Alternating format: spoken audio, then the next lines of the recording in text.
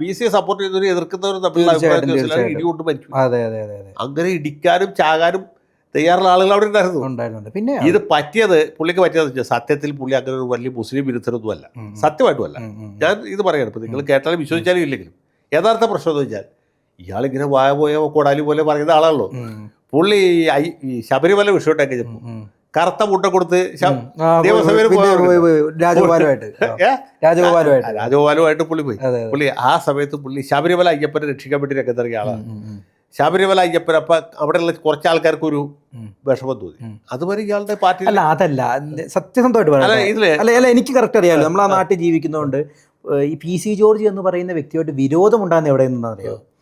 സ്വാഭാവികമായിട്ടും ഈ സുരേന്ദ്രൻ എന്ന് പറയുന്ന വ്യക്തി PC ജോർജിന്റെ വീട്ടിൽ വരികയും സുരേന്ദ്രന് കട്ട സപ്പോർട്ട് കൊടുക്കുകയും ചെയ്തപ്പം ചെറിയൊരു അമർഷം ഈരാറ്റുപേട്ടനുണ്ടായി. പക്ഷേ ഈ പ്രശ്നത്തിലാണ് സംഭവിക്കുന്നത്. ശബരിമല വിഷയമായിട്ട് അതെ വീട്ടിൽ ശബരിമല കഴിഞ്ഞിട്ട് K. സുരേന്ദ്രൻ അത് അസംബ്ലിയിലൊക്കെ പോയിരുന്നു.